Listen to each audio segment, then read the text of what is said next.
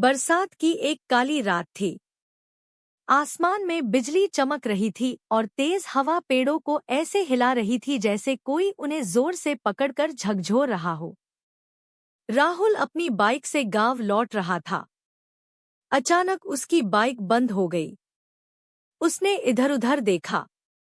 दूर पहाड़ी के ऊपर एक पुरानी हवेली दिखाई दी। गांव वाले उस हवेली के बारे में कहते थे, जो भी रात में वहां गया वो कभी पहले जैसा वापस नहीं आया। लेकिन बारिश इतनी तेज थी कि राहुल के पास वहां जाने के अलावा कोई रास्ता नहीं था। वो हवेली के बड़े जंग लगे गेट को धक्का देकर अंदर गया। कार गेट अपने आप बंद हो गया। राहुल घबरा गया। हवेली के अंदर अजीब सन्नाटा था। दीवारों पर पुरानी तस्वीरें टंगी थी और ऐसा लग रहा था जैसे उन तस्वीरों की आंखें उसे देख रही हों। तभी ऊपर की मंजिल से किसी के चलने की आवाज आई।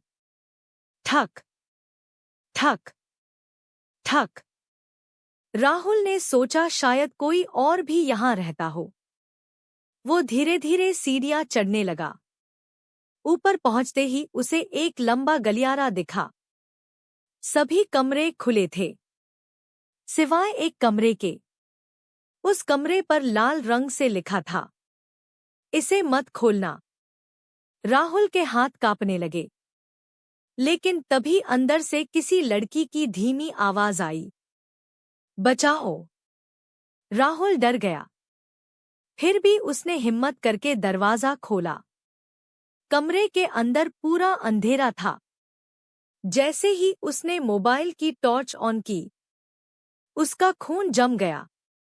कमरे की दीवारों पर सैकड़ों लोगों की तस्वीरें लगी थी और हर तस्वीर के नीचे एक तारीख लिखी थी।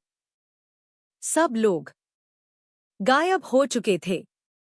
अचानक राहुल की नजर आखिरी तस्वीर पर गई। वो तस्वीर उसी की थी और नीचे आज की तारीख लिखी थी। तभी पीछे से किसी ने फुसफुसाया, अब तुम यहां से कभी नहीं जा पाओगे। राहुल धीरे धीरे पीछे मुड़ा, लेकिन वहां कोई इंसान नहीं था। सिर्फ एक काली परछाई, जिसकी आंखें लाल चमक रही थी। अगली सुबह गांव वालों को हवेली के बाहर राहुल की बंद बाइक मिली। लेकिन राहुल कभी नहीं मिला।